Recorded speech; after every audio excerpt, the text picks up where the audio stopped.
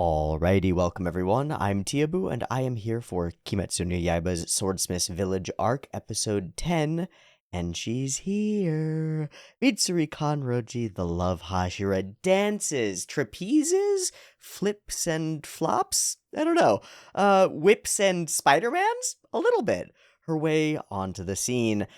In the dark of night, as the crescent moon passes above the sky, as all seems lost, as Tanjiro runs away from the horrifying, now re-upgraded Hantengu with all the bonk and the rawr. Everything's bad. We're all getting crushed. We're all getting destroyed. And in the nick of time, when we need her most, she appears in the night sky. A bolt from the blue. Pink and green. And she's here. and that's it. Now what? Now what? Because we got a bit of a contrast, like, clash thing. We got a problem. The problem that I see is this. Mitsuri Kanroji lives in a world where everything's like, it goes great. It goes fucking great. It's like pink and shiny and happy and good. How the hell does that hold up against the actual world that we really see in the world of the world? Because we've met like 4 characters in the last 2 seasons, easy, that have had their whole families murdered and their whole, like, everybody they know, they're just covered in blood. And if you look at them, it, like, inside their mind, they're just on a constant loop of, like, I must avenge, death, murder, grimdark, destruction. Everybody else is in Warhammer, and she's in, like, space fantasy happy land. How the fuck does that hold up? I don't know. So then my question is, does she own the frame? Or does the frame, like, own her? Or does the frame sort of tolerate her presence, but in a weird way? Here's what I mean. When Kanroji dashes onto the scene, in any other circumstance, everything is suddenly bright and chipper and cheery. It's like, bing! You see her in a Taisho secret, it's like she owns the Taisho secret. It's hers now. It's bing! My show now. I'm here. Hi. We're doing fun things, cooking and flowers and fun things and shiny stuff and pink things. Yay! Right? She owns that frame. When she walks into a forest with a monster Hantengu big bad guy, who wins the battle of owning the framership? Okay, so in Kill la Kill, you'll have 2 characters, and they'll come up against each other, and one of the characters will be depicted as, like, really small, the other one will be depicted as really big. The one who's really big owns the frame in that circumstance. They've got the power, right? Super straightforward. And then sometimes that will flip, and the other one will get the turn on them, and they'll flip sizes, and direction, and form, and flow, and all that stuff. And things will flip. So, will we do any of that in this episode? Will Mitsuri Kanroji be able to overwhelm the dark and I'm Hantengu made of anger? Because apparently that one was, like, spawned of anger, and so it's mostly anger. Great. Wonderful. What a good guy. Love him. Will she be able to overwhelm it with brightness and joy and cheer and stuff? And will we get an episode that's like... See, I hesitate to even name the thing, because in naming it, I will make it real, and then it'll never happen. Can we get an episode that's, like, out of character completely for the show? I would love that. It's not gonna happen. But I would love that. I would love for an episode of the show to just be sort of perspective-wise from Kanroji's perspective, right? We're always in Tanjiro's perspective. We do flashbacks, and we end up in Genya's perspective, and he's like, everything was great, and then my family died. And we do flashbacks, we end up in Gyutaro and Daki's perspective, and it's like, everything was great, and then my family died. And everything got fucked, right? Like, everything always gets fucked in this world, because shit's always fucked. Can we get one episode where she's just like, flowers! Woo! I'd be down! Where the actual premise of the episode is, like, Kanroji figuring out what color to dye her hair, or something stupid. That would be so much fun. It's not gonna happen. She's gonna be here, we're gonna actually fight the thing, it's gonna continue. But I'm really interested to see how this really distinctive tonally character bowling balls her way into this space, or not. Like, maybe she hits a brick wall, and I've mentioned this before as a possibility, and it can't happen. Again, it cannot happen, sadly, but this kind of character in a different circumstance, with as dark as our world actually is like, Whee! Flat. Oh, object lesson for the world. Like, maybe observe the threats around you and be careful. So then that raises the other and maybe more fundamental question, because we're going to get some backstory on Kanroji here, and we've had none. None.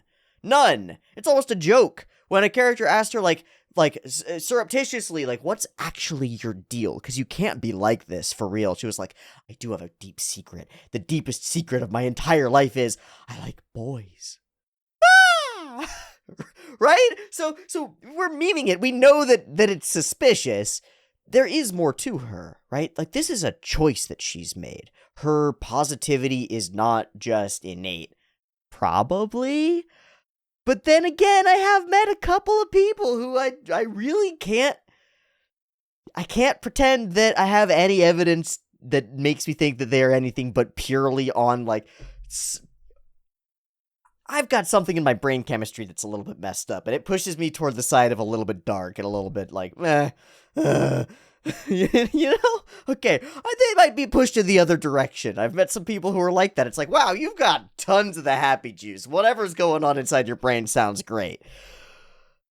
Maybe she's just like that. Lucky her. Either way, I'm curious about the episode. I'd love to have some lightheartedness in the show, and it feels like this episode is kind of perfectly positioned to be able to deliver on that. We did just have, like, a micro victory.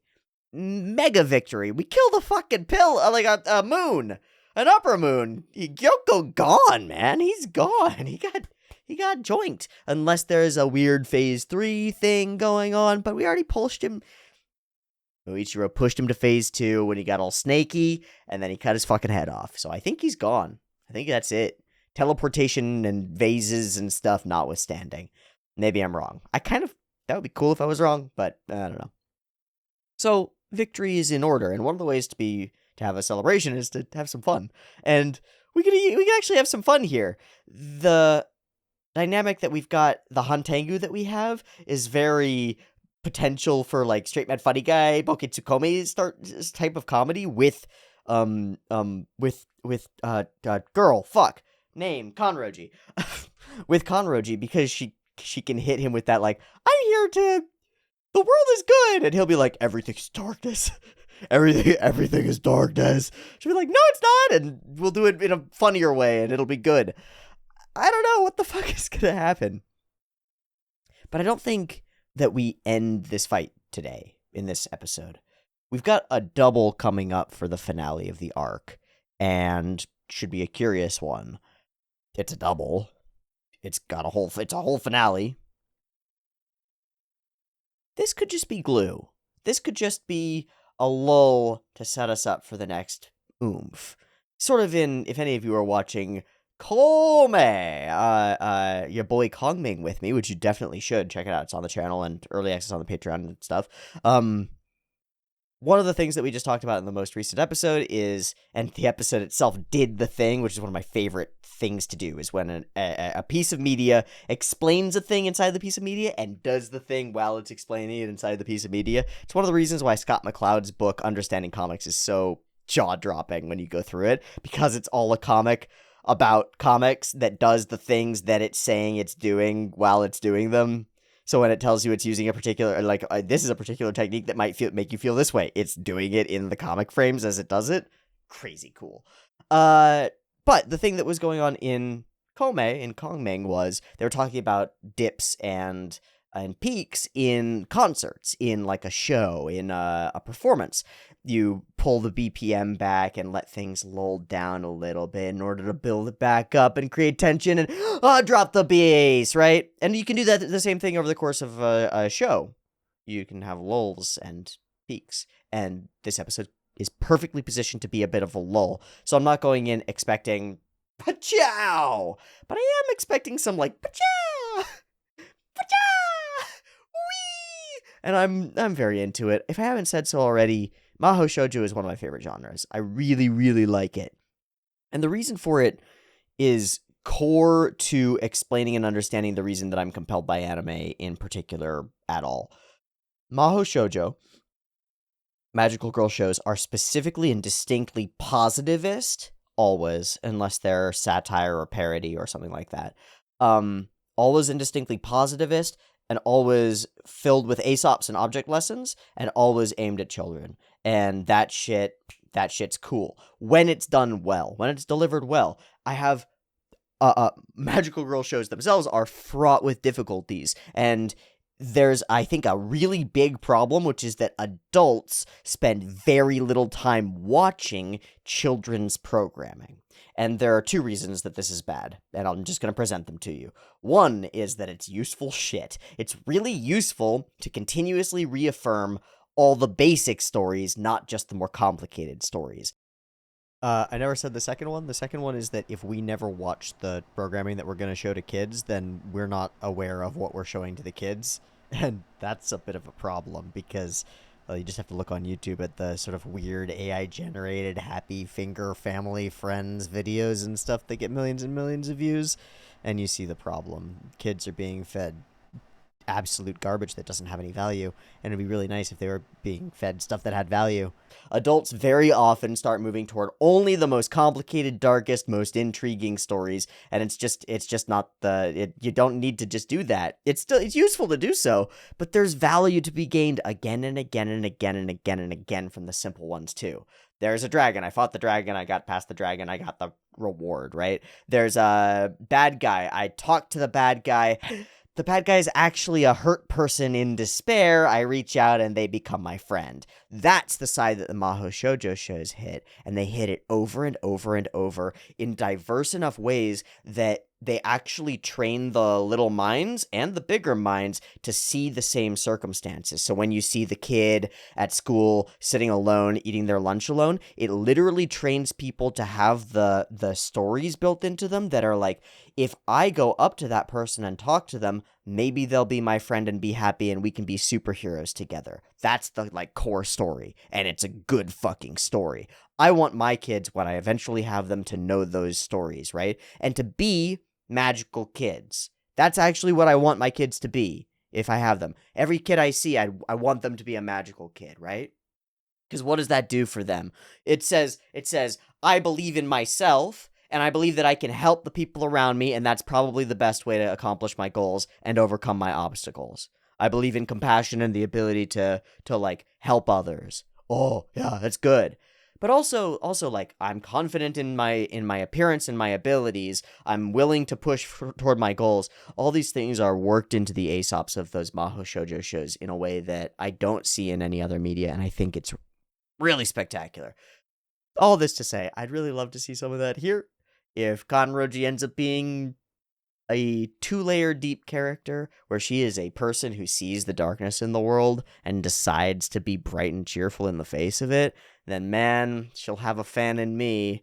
Reluctantly, honestly, reluctantly. I think she's great. She's a great character design. Obviously, she's got massive global appeal on cross-gender boundaries, 100%, maybe for different reasons, but for sure. She's got some weird stuff going on with the fan service thing, but I understand why it works. It works great. My only reluctance is that it's so easy to like her. She's so likable. I'm just trying to be a hipster and try not to be mainstream. I want the second waifus. I want the weird waifus. I go for the weird ones. But maybe she is a weird one, and maybe that will make me fall in love with her more. Okay. I said I was going to keep this short, and it ended up being a bit of a spiel. But I think we've covered things that are actually worthwhile and fun, maybe. So hope you enjoyed the little spiel here at the beginning, and hope it pays off in terms of stuff to reference back to once we've actually gotten through the episode. Let's turn our attention to the episode itself and watch as Love Hashira Mitsuri Kanroji dashes, dances, prances, flips, trapezes, spins, whips, and Spider-Mans her way onto the forest stage in order to help our lads and ladesses, Nezuko, fight off big bad boy with snakes made of wood and gongs, and he's bad. Hantengu bad. Let's do it. So, I've got the episode up. There will be only one version because I'm doing that for Kimetsu. It's a safety thing, and it's going to be up on the YouTube. You get your timer thing ready to go for the beep beep thing and the early access thing for the finale episode. will be up on the Patreon when this one goes live on the YouTube, so check that out. And then when that one goes live on the YouTube, there will be a poll for what is probably the most primo, like, top shelf slot on the channel, which is the Friday slot for Fighto Friday, and there will be some interesting things going on that poll, so keep an eye out. Things will be happening on the channel. Beep beep timer for episode 10 of Swordsmith Village Arc.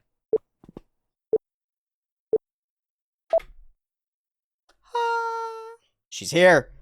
Hey, what is that? It's so shiny. She's got the full theme song. She brings the party. Ah, Kono Musume. Ridiculous. I think that was exactly what I said the first time. Ridiculous. Also, woo! And then manages it, of course. And they all sort of fall over themselves like they're trying to. And OP us.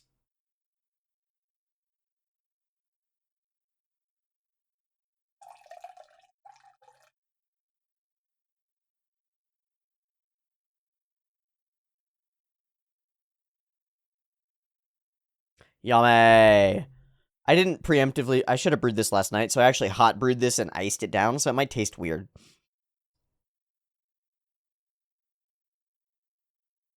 No, it's okay. I do... Yeah, I can taste the ice maker. Tastes like plastic tubing. Always. See, this makes me think of, like, I choose to do the thing. She's so thick. Fuck. I'm gonna do my absolute darndest not to talk about how sexy Kanroji is. I'm just gonna try. I'll fail. I'm gonna fail. Sorry.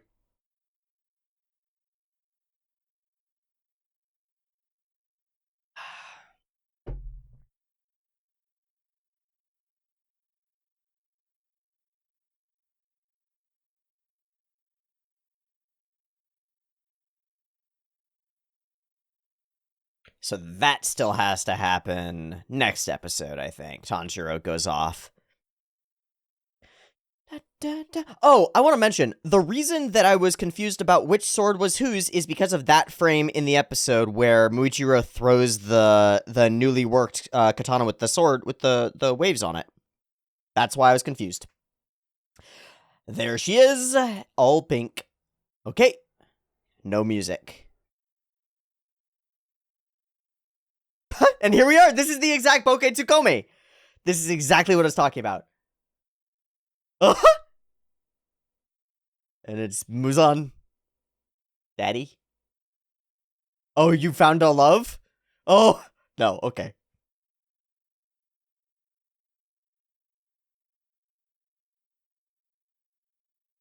Boy? Oh, do not, no,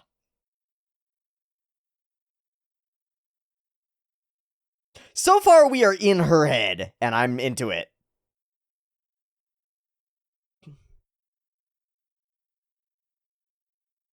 Watch out!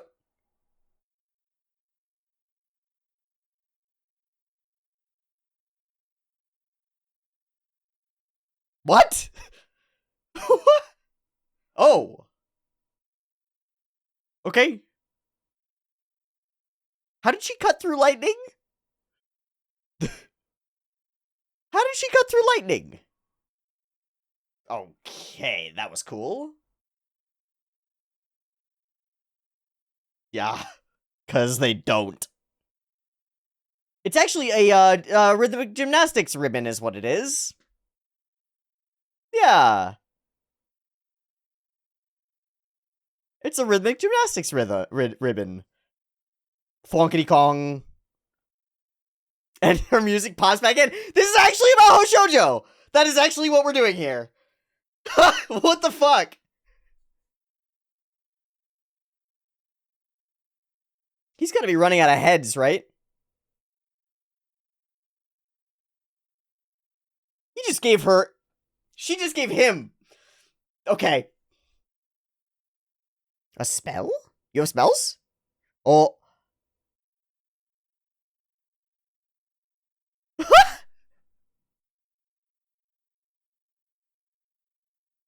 Oh! Ah! Get him! Get him! Get him! Kill that little motherfucker! Oh, it's a distraction. Is that on ones? That has to be. That actually had to be, didn't it? Okay, come on! I mean, I get it. Alright.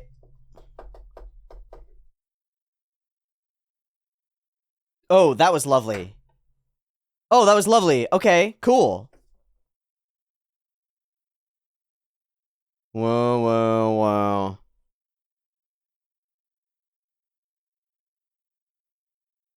Slicey?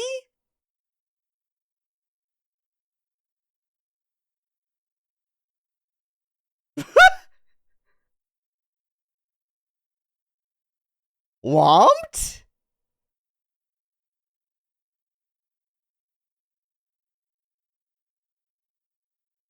Oh. She's gonna be okay. Took it straight to the tits.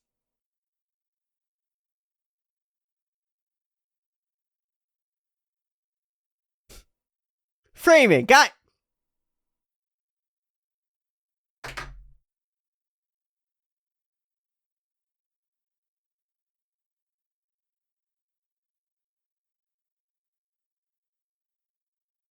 Too strong? Oh, maybe that's her. Oh, maybe she's got a problem about that. Ooh, he wants. Oh, I didn't know that. That's new. She's about to wakey, dude.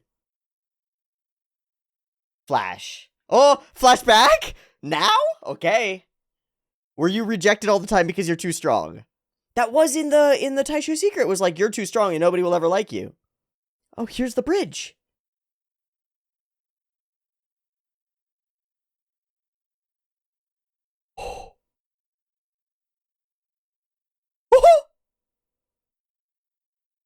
Who the fuck? Who the fuck are you? Oh! Idiot. Baka. Got rejected once. And that... Good.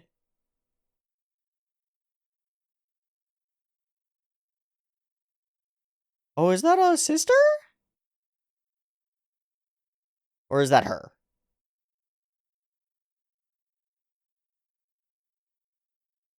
Oh.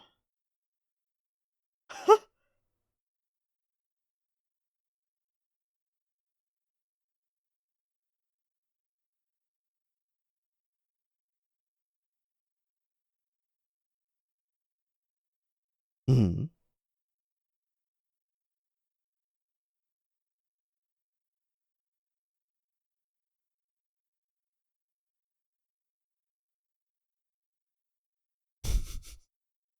Magic strength.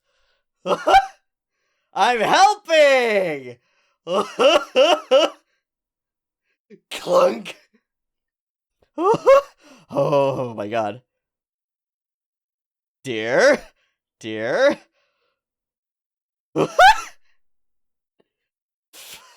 Oh. So she grew up in like a... Did her whole family not get dead?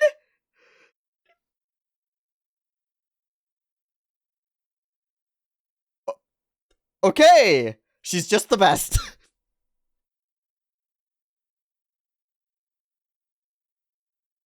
No. Oh. Oh, blah, blah, blah, blah, blah. That's why her hair turned that color. Oh, shit.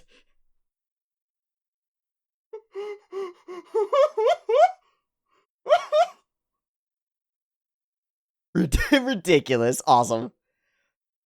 All right, clasp those thumbs good.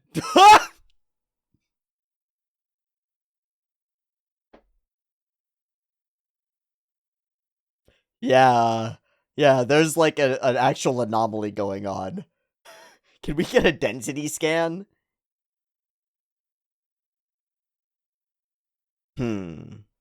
I'm weird. Even though it's fucking qualities and talents.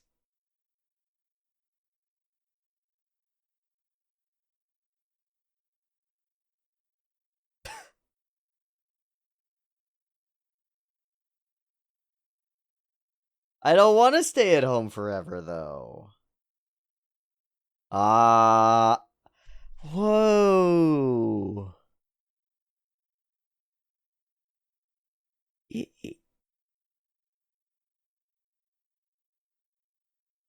Ijanai. Oh, there we go. That's the dark-haired version. Okay, so this is gonna be really immediately resonant for a lot of young women. Gotta hide myself away. The lie of you, though.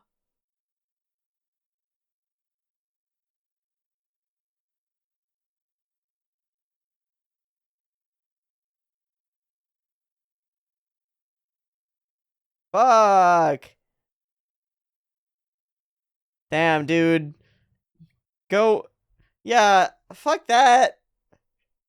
Other way. Other way. Yes. Okay, this is great. No, this is simple. This is great. What if I do the thing that makes me me, and then I'll find the person who loves me for me? Let's go. What? What? They all are immediately on her. All of them are completely focused. She's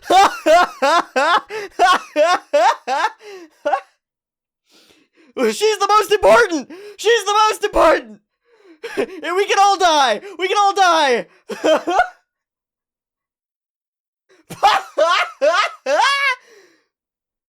Oh, she's a Maho Shoujo, huh? How comical indeed. It's like her power is love or something.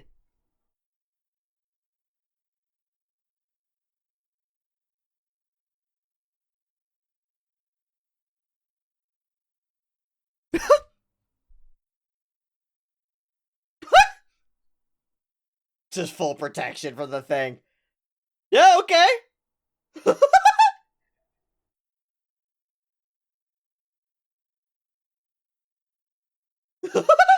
Sure.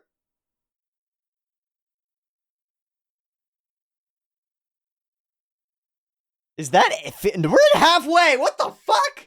Okay. I was like, is that Fiend? That can't be Fiend. That felt fast. Oh, hey, Snaky Guy.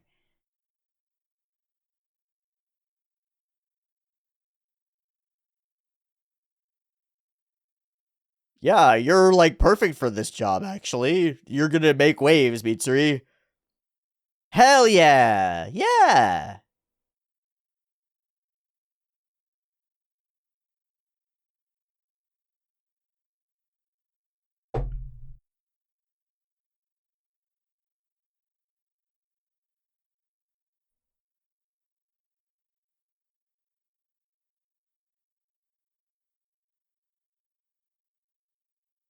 Still alive! I feel like that's breaking the rules. Literally everybody is rooting for you. Yeah, see, this is the thing. It's just like impossible not to. That's the whole point.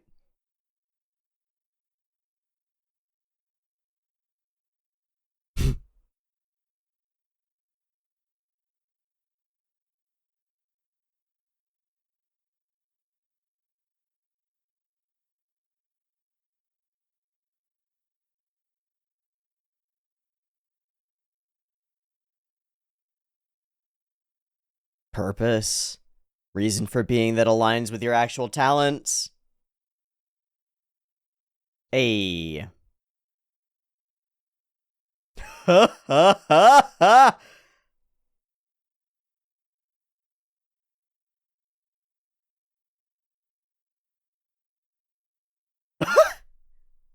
He's the one. He's the one. And she wore them forever.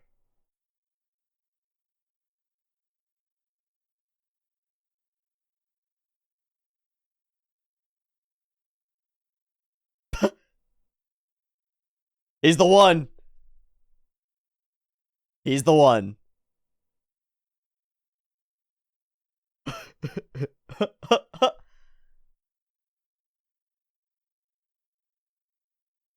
Who's to say no? Who gives a shit? She does. Do not. Okay, so that element I really like. That's really cool.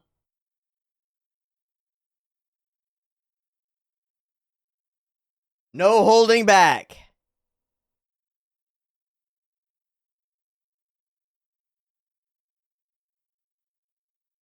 Okay.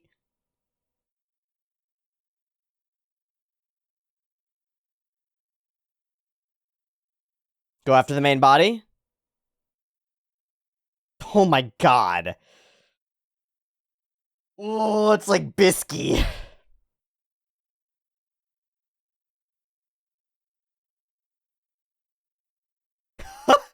BPM up!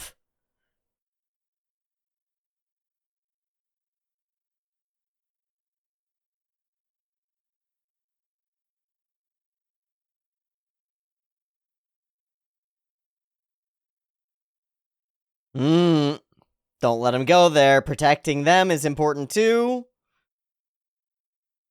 Oh my god. Some of the effects throughout this are great.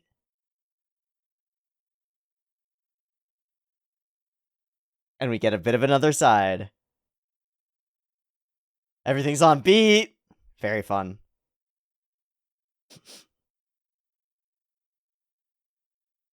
Been a while. I think that the high pace of the music really works here. Because we're in a chase thing. Tiny old man. Yeah, but he's so dense. She's kicking your ass, dude. She's kicking your ass is what she's doing.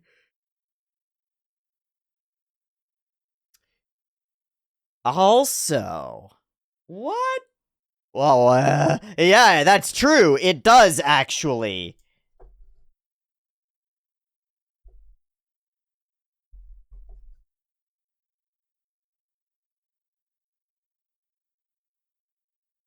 Where's the connection there? I've never drawn that connection. They all have marks on them. What the fuck?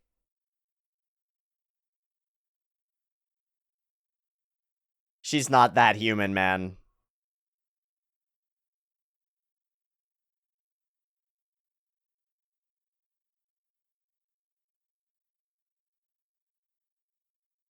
Okay. Okay, we got some cutting to do. Don't be hasty, though. We don't know what other defenses this fucking thing has.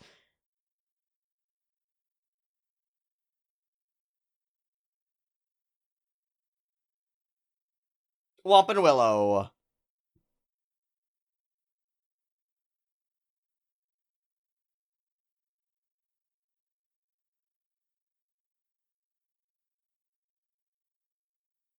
Let's get it. Nezuko can burn, though. Yeah, what are you gonna do? Are you gonna bite? Yeah! What are you, man? What are you? Come on, dude. I'll spit it out. It's fine. That's what he's been doing? That is what he's been doing. Oh, that's part of how he got stronger. Oh, but there's danger to it, of course. Oh, shit, and we severed it. Let's go. All right, we're set. We're set now. Wow, so many tricks.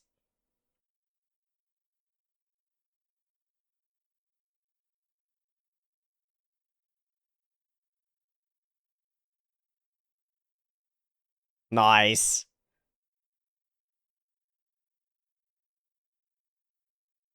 Ooh. Ah! We're on his own.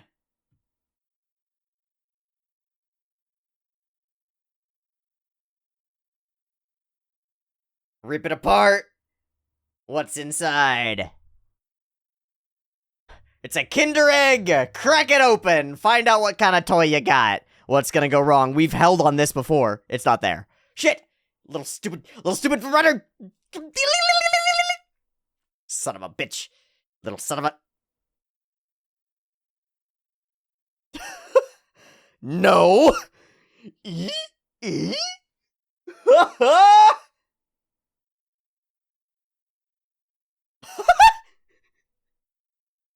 Put him in a box!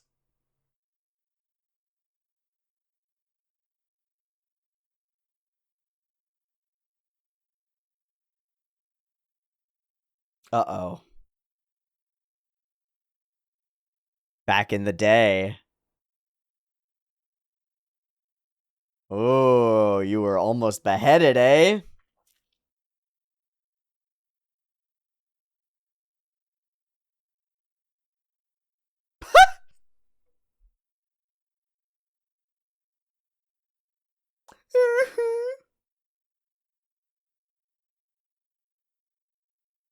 Wood.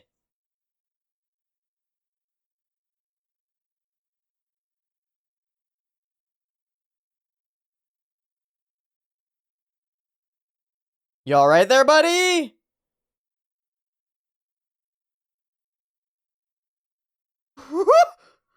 Oh!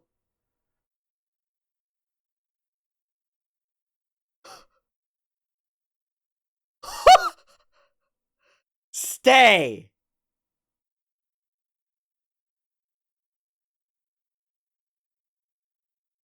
We there? Yeah, if it wasn't a double, I'd be so tempted. That's okay, it's okay. Hey, this was good, that was fun. Okay, Kanroji makes sense to me.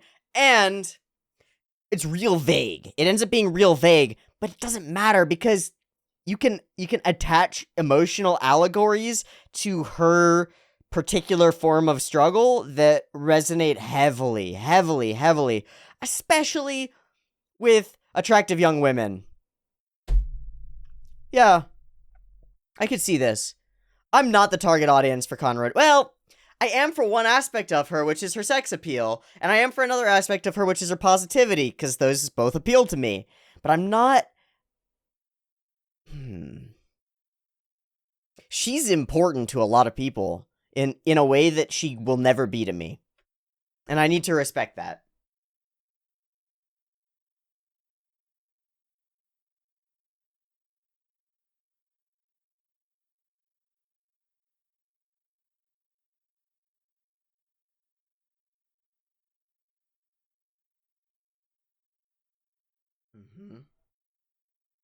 And that's why she smiles, because she's left it behind. And continues on that path. Yeah, that's really good. And in doing so, gets what she wanted in the beginning anyway. Give me that secret! What's up? I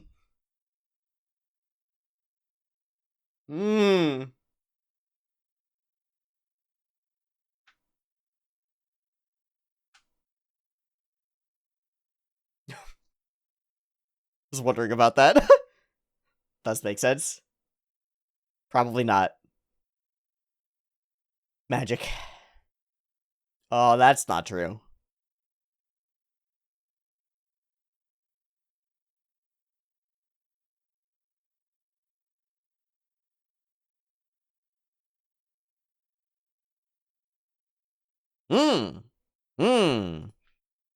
I have no idea what that is.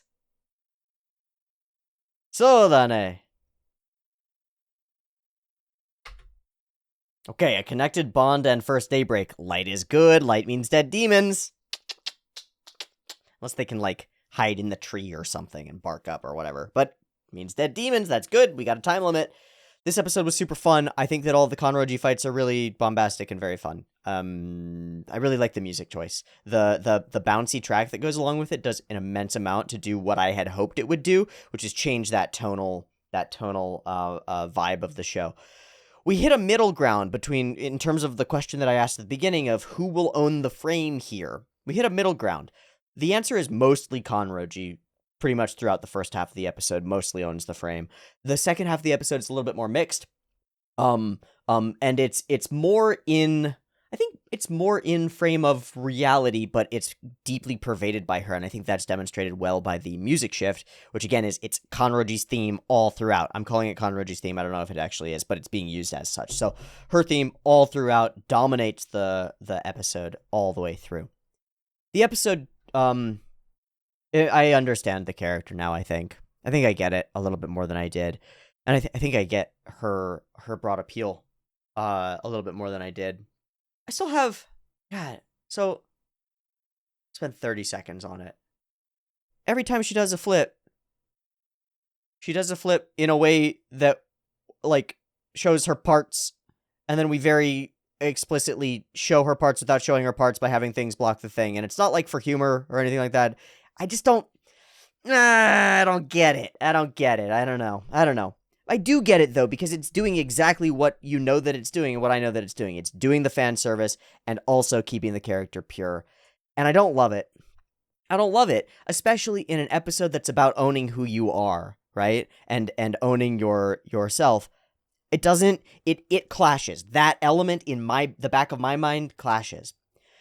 Here's the thing, though. Her outfit, short skirt, boob window, right? Her outward appearance is that of a woman who just owns herself, right? She's not sexualizing herself. I'm putting that on her, right? The camera is also putting that on her, and that's the part that's an issue. Do you understand? Kanroji's little arc, little mini story in here is about not being ashamed of your qualities, not being ashamed of your strength, and not being ashamed of your appetite. But again, it's the allegorical links that make that really compelling, probably, to a lot of people. Here's one for you. Here's one that I think actually resonates and probably is the most important part of Mitsuri Kanroji, top to bottom. Don't be ashamed of your strength. Don't be ashamed of your appetite. How about don't be ashamed of your sex appeal? As a message for young women. Oh, yeah. That's her in a nutshell, isn't it? Isn't it? It's okay to be you. There are a lot of women, young women, who are ashamed of their sexuality, who are desperate to not be objectified and terrified of their own relationship with their bodies and their selves and the world and all of those things. And young men too.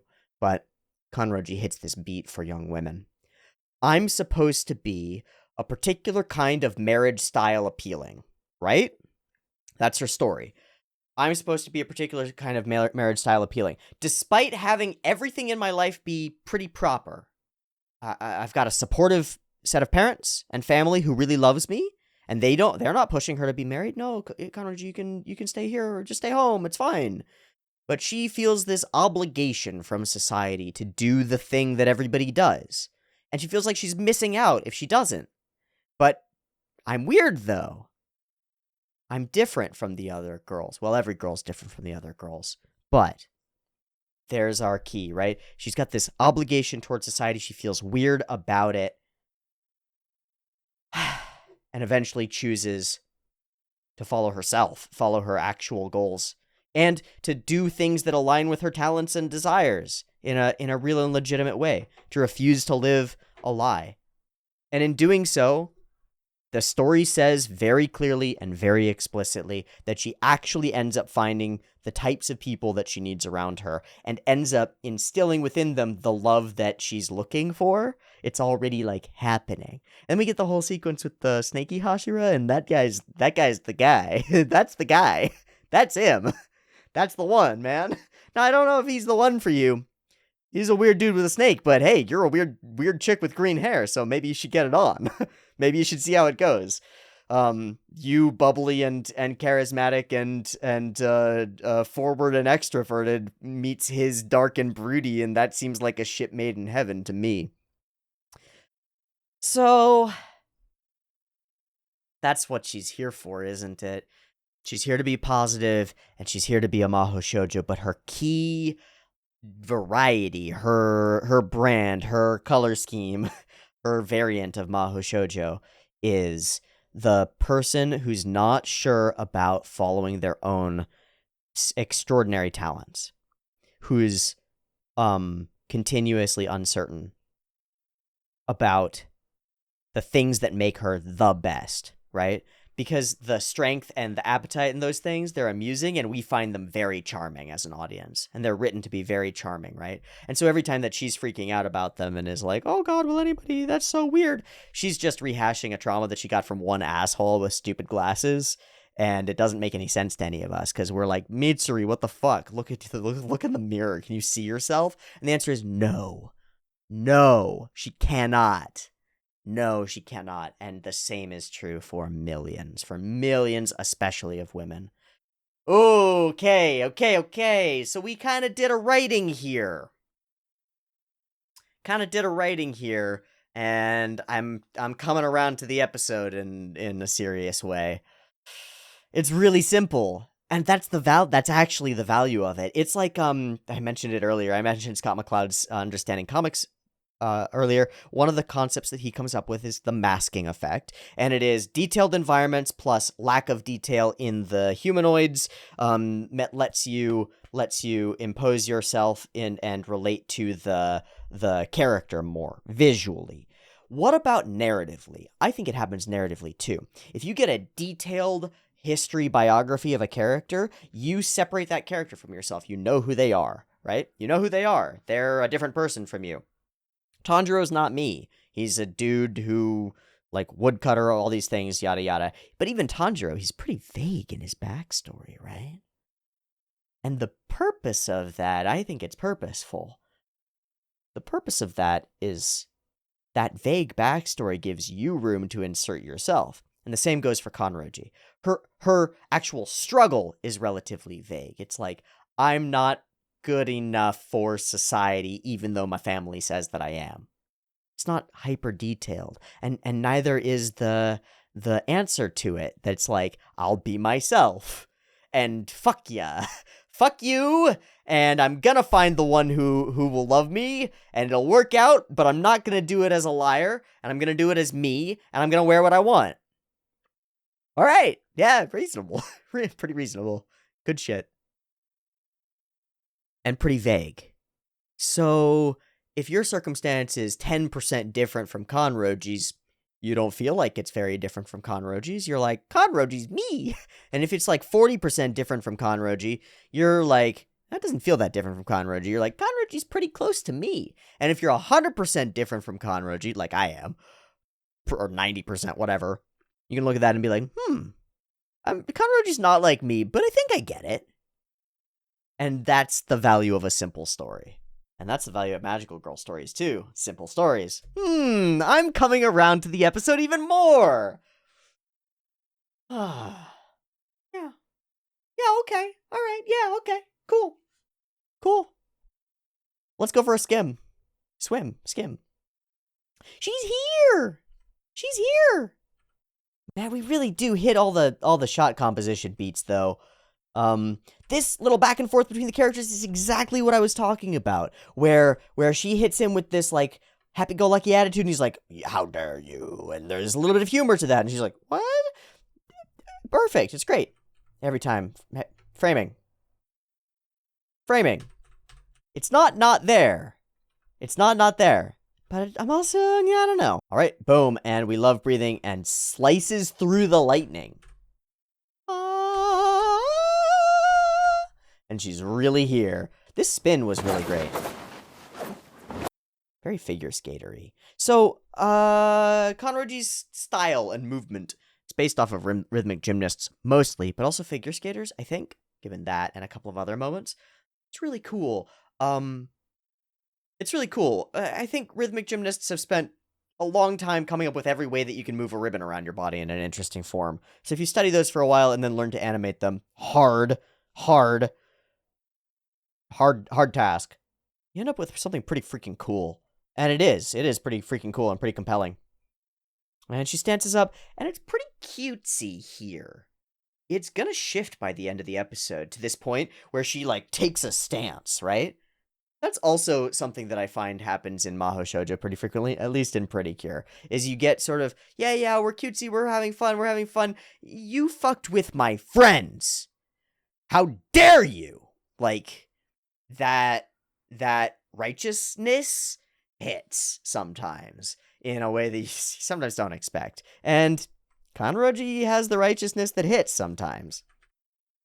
Cool sword. A cool visual flowing through for the sword as well. Pretty freaking neat. And zooming, and we're zooming, and we're off. These sequences as Kanroji moves through space are really awesome. I think it's amazing that they've produced a whole separate set of effects lingo, like the language of the effects is totally different for Tengen, and it's totally different for Muichiro, and it's totally different for Kanroji. It's different for all of our characters, and of course it's different for Tanjiro as well. And Tanjiro is probably the most cared about and thought about and fleshed out with the water forms and the fire forms and all that stuff. But her pink and sparkly stuff, it's all pink and sparkly, and it does exactly that, and it looks awesome. It looks awesome. And she moves through and carries the light with her. She brings the beat with her. And she brings this, like, pink tint or hue through with her as well. But we do those similar After Effects. They just look completely different. The slices are completely different, and they're to match her sword. And it ends up being really cool, matched up with all the CG stuff. So she's just zooming and zooming through. This is a bit of a moment. Yeah, that's an angle. I'm so sorry. I guess I'm not that sorry. This I wanted to see, because this looks crazy. Yeah, full ones. Bam, bam, bam, bam. The sword is whipping every time. The hair is bouncing every time. The skirt is flapping every time. The shirt is flapping every time. And she's bouncing as she moves. Fucking crazy, all in this huge sweeping CG shot. That's a really cool one. That's super duper duper duper neato burrito. I like that a lot. Boom. And we get some real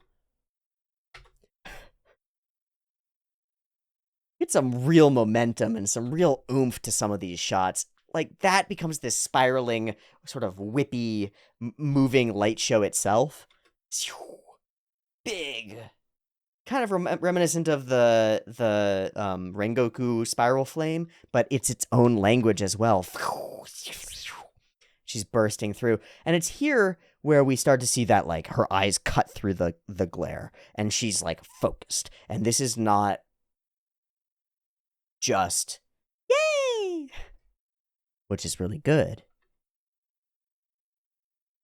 Yeah, I think that cut's really impressive. I wonder who did this one. Because this is really... It's really evocative. Like, the way her shoulder ducks, we come in through to the eye. It's got a lot of oomph to it. It's got a lot of character to it. She moves with great character. Absolutely. Through to cut through. And we hold here, and that's not good enough. And then we get blasted hard, and she manages to keep together. And so does her clothing, thankfully, mostly. Wants to eat her, and that's where we flash back. So, trauma from this guy, fucking asshole. Lovely parents, really great. Inordinate strength from a young age. Supportive family from a young age. Still not sure of yourself. Wow, how weird. I wonder if anybody relates to this. Yeah, any modern humans have, like, an okay family life and, you know, doing okay, you got a path and stuff, and, man, it feels like you're missing something, and there are all these things that you're supposed to do that you're not able to do, and you're weird and different and broken. Yeah. Pretty good. Pretty right on. Just stay at home forever. Hide it all away. You know what this scene actually makes me think of? So, this is sort of an aside. I don't know. I don't think it is, actually. I'm gonna mention it because I see it pretty often, and I don't know exactly what to think of it. Mostly, I don't think of it. I go to the gym. I haven't been going recently because I bought a barbell off of Craigslist for $60 with 280 pounds of weight, and so I've got the weights that I need, and so I don't have to go to the gym. It's great. But I go to the gym, and over the past years that I've been going to the gym, other people go to the gym, no surprise. Men and women both, no surprise. And they dress in interesting ways. Women dress in really interesting ways at the gym. Women's sports garb, athletic garb, is very revealing. Especially modern sports gear is very revealing. The least revealing gear that most women are willing to wear, that's like advertised to most women, is leggings and a tight t-shirt, like female cut t-shirt. That's pretty fucking revealing, honestly, especially if you're not comfortable with your body. Or maybe like normal shorts, which for women are very short almost always. You have to go out of your way to find longer ones if you're going to be doing athletic things, and a t-shirt. Mostly women who are confident in their bodies wear leggings or tight similar shorts and a sports bra or something similar as they work out, which is, yay, great. Maybe 1 out of 10, and it's often young women, often rather attractive, will come wearing the baggiest clothes that they can possibly get away with, like the baggiest shirts, multiple layers, on a hot summer day, like long pants, like all hidden away, right? Don't look at me. I'm not pretty. I'm not female. I'm not. And part of it is it's the gym, and girls get fucking ogled at the gym, and they don't like it. And fair. But part of it is a lack of alignment with the self, or something like that. And part of it is super different for every single one of them, and I shouldn't assume. But this makes me think of that. It's like, man, you're like a beautiful human being on a lively summer day, and you're hurting yourself with layers and layers of clothing to keep your real ability hidden, right? You hide your power level as much as you can because of social ramifications, because you feel like you're caught between some space where you're supposed to be this or supposed to be that, and you don't want to be this and you don't want to be that. It's a little different, but it reminds me of the same idea. Kanroji's pink hair and green and beauty and all this stuff is like amazing. We as the audience, again, we look at her, we're like, you're awesome. Wow. Why would you ever hide that? And I look at those women at the gym and I feel the same way. It's like, what are you doing? You're awesome. Why? Oh, you poor thing. And I don't know what's going on in their heads, and they have every right to dress however they want, to be clear. But it feels the same to me. It's like, let me hide that away. Let me withdraw. Let me pretend. But then it's something else. You're a girl. Are you allowed to go eat messy burgers with your friends? Are you allowed to want to lift weights and be buff? Are you allowed to do this or do that? The answer in my society is technically yes, but you might not feel that way. Kanroji is allowed to live her whole life doing exactly what she wants. Being strong, and eating what she wants, and staying at home, and being cool, and loving her family. Great. Totally allowed to do that, but she doesn't feel like she's allowed to do that. She feels like she's breaking some unspoken rule by doing it. So, part of the dyeing the hair and hiding yourself is like,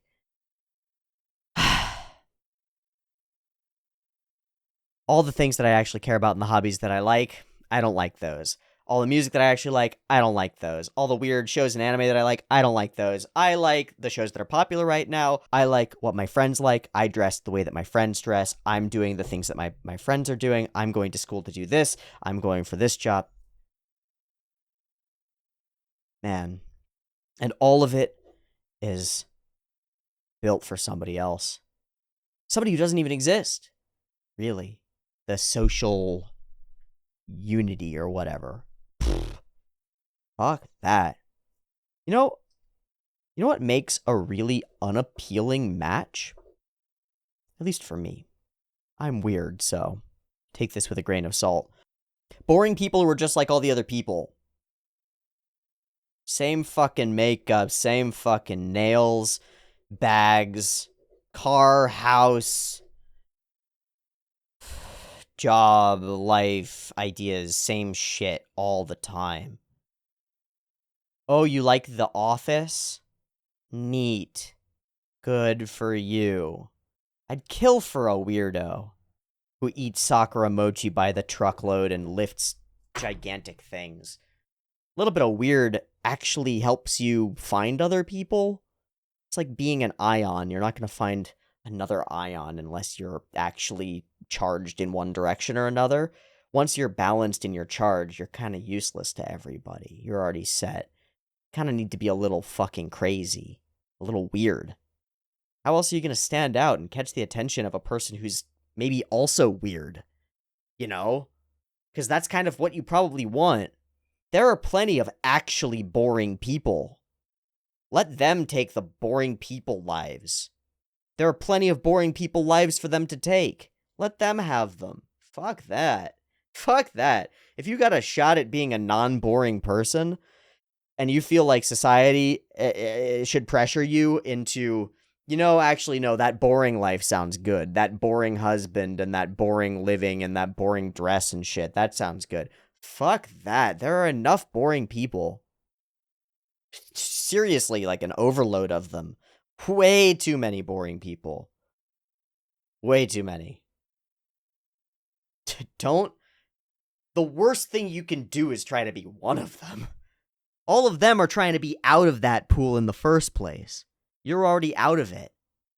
You just can't see it because everyone sees the grass is greener, but you're looking into a pit, a seething pit of hell, and everybody looks the same. It's like looking into a CG crowd for an idol show where it's just 3 models of people that are all going like this in unison.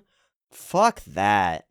Fuck that. Fuck being a boring same hair color crowd blob. I don't want to be a great crowd blob. Or like in a show where they don't, maybe for stylistic reasons or because they don't have the budget, they just sort of draw a crowd and it's just like shapes of people. It's just sort of grayed out. Yeah, you want to be one of those? Fuck that. Step on stage. Keep your hair the color it is.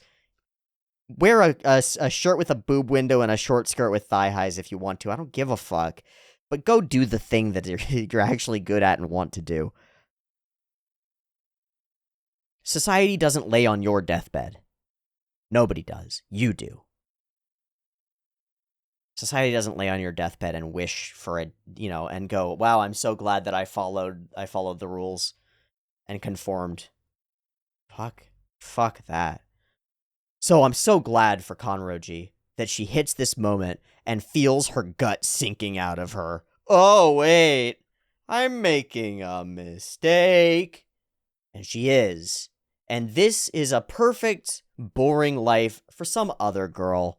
Some other girl. This guy doesn't give a fuck because he's looking for a boring bitch anyway.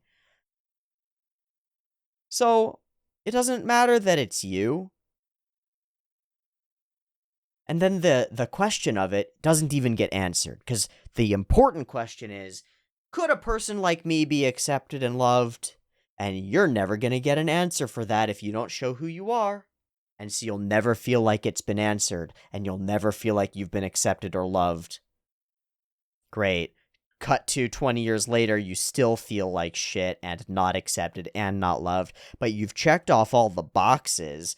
Now you're old, and you're in a relationship that you hate, and you're miserable, and you've got kids, and they're miserable, and yada yada, right?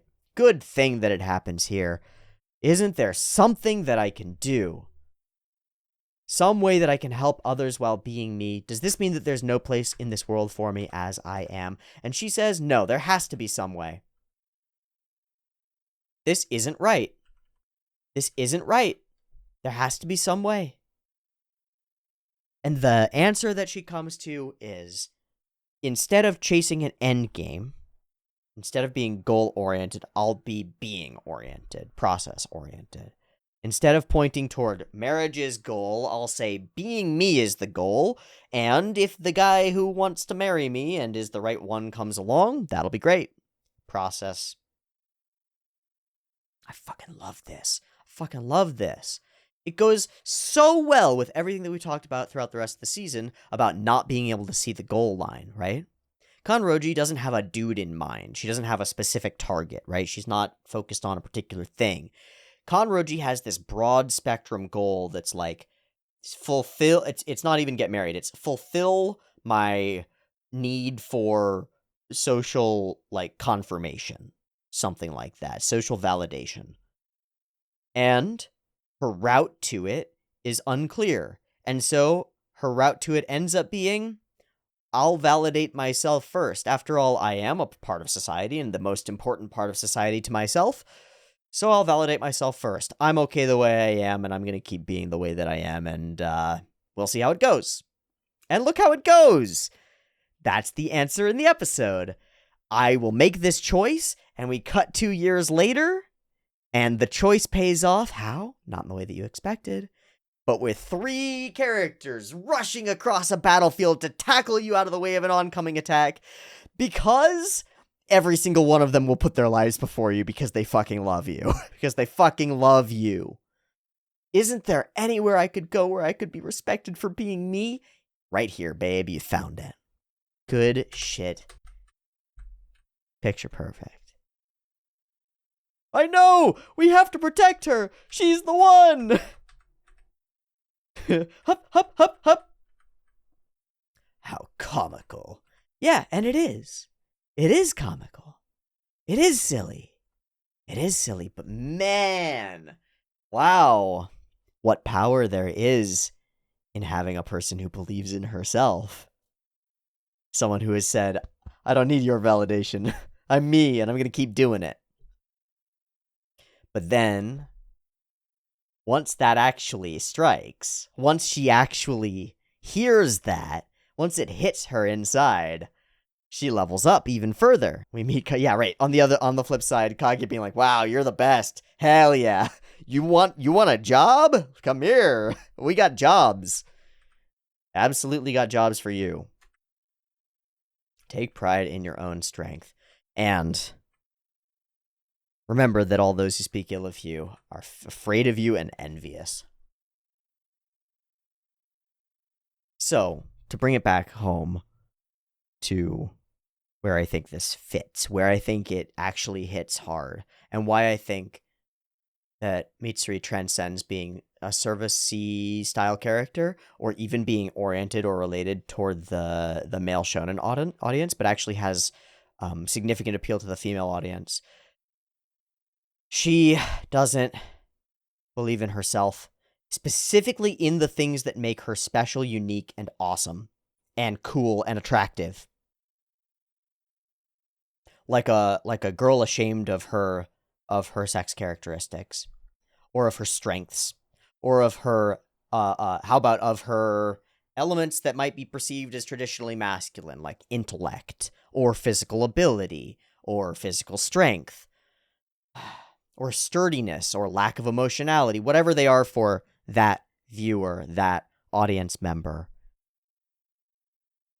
Kanroji's story says those things are actually your strengths and you should embrace them. And fuck all the people who tell you otherwise. They're just scared that their little conformist normal isn't good enough, and it's not. And they can enjoy the painful desserts of that and have their dumb, boring lives. Let them. Let them. Fuck them.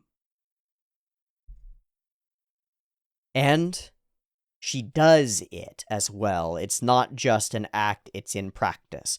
Her attitude is continuously hyper-positivist and really does help people and really does save people and really does care. This whole scene with Iguro-san is pretty cute. I definitely ship it. I'm into it. I've wondered to myself, would people say that I couldn't be a human? Would they reject me? I was afraid, so I've been holding back.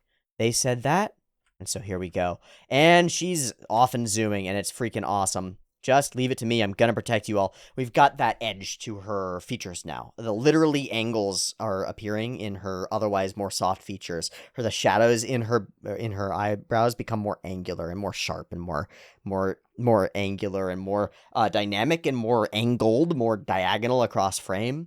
Everything about Kanroji's aspect changes here. And we move forward, and I believe we don't bring in the music yet. No, we begin bringing in the music here, and it feels immediately that everything is different. This sequence with her whipping the sword around looks gorgeous. Flip, whip, bam, zoom. And it just continues. It's like the scale expands, and they're so good at using their CG and post-processing and effects to generate those big bombastic scale sequences that it's really useful for the storytelling. Same here. Slow-mo pull out. Really cool looking, I think. And, let's see. You guys go take care of that, and she's whipping, flipping around, and this whole sequence is just gorgeous. That moment is great, and she catches the thing. We pull out from it. Is there a hidden... There's a hidden cut here, right? Clong, and then bam. Okay, there. That's our pull out. Okay, so it's just a big zoom. That's cool. That's very cool. Go! Defeat the main body! Alright. And she whippity, flippity, whippity, whip. Bam. There was one or two more that were, like, really, really special cool, so I'm gonna go find those. Yeah, that's pretty neat. This moves fast. I'm not even sure how it moves this fast. Because it's on ones, partially. Snap, slap, slap, slap, slap, slap, slap, slap, slap, slap, snap, snap, slap, slap, slap, slap. And then she drops through here, and you can really see her accelerate. Yum. Yeah, that's cool. And he gets ready to clong, clong, clong, clong, clong, clong. Zippity, zippity. Boom. Big effect. And she stands... And again, that edge is here. Didn't I say I was going to... Ah! I like that a lot. So we get some flair from the character. It's great. We go after the guy. It's great. She's got a mark. Okay. Hey, weird. Isn't that like a demon's crest? Oh, shit. What an interesting thing to say, dude. Yeah. What the fuck? That's all I got to say about it. What the fuck, though? The chosen ones are marked, huh? What sort of fate bullshit is that? I don't know. This is cool. Bah. And on the other side, Genya can eat demons. That's how he's getting demon powers. I've been asking, so I'm glad. Tanjiro seems to get the super duper Hinokami Kagura flame wheel thing going and get Nezuko's fire onto it himself. Maybe just because she already did it on the root thing already. I don't know, it's pretty cool. And we slice, and we're back to the same game that we were on before. You're not getting away, and that leads us into our backstory of this character who was either wrongfully or not accused of lying and executed for it, or was going to be. I also think that narratively, this might give us the reason that he's really hard, literally, to decapitate. He was going to be beheaded, probably, so... Maybe he's got, like, a hard neck or something. I know it sounds super silly, but that's actually a possibility. And they tried to behead him, and he literally survived it and then somehow got made into a demon because of that. And maybe this weird second head thing has something to do with it, too. I don't know. And has been running away from his responsibilities ever since. I am a virtuous weakling. We'll see. This is very reminiscent of Yoshikage Kira, who just wants to live a quiet life. Why does everybody keep fucking with me? Stop it. That's not nice. Stop messing with me, guys. Guys! And a couple of trees and a Nezuko inbound. We're going to attack that guy and mostly defeat him next episode, I think, unless things go really horrifyingly wrong. Cool. Action sequence is good, storytelling good, fan service hot. I mean, it is. It just makes me feel weird. Maybe that's more of a me thing than a her thing. It's not even a her thing. It's a camera thing. It's a camera thing. I don't know. I like the episode. I like the vibe. I like that she does take over some of it with flair and sparkles and cool background track. And I like that she doesn't overwhelm it completely and we don't pink wash the entire episode. And I like that I think her backstory is actually pretty compelling. It's not deep or super intricate, but that's part of what makes it compelling, and it really does remind me of the things that I like most about Mahou Shoujo. So, on every front, I was a little bit worried that I wasn't going to love this episode. At the same time that I was excited that it was going to be fun and light, I was kind of worried that it was going to be just empty, and it wasn't, so that's pretty great. Next time, day shall break, and we might defeat ourselves another bad boy. I have hope. We'll see. And maybe things will get way weirder and way darker. Maybe we'll find out more about those marks. I don't know. See you next week for more, though. Get it early on the Patreon, and poll will be soon. Peace.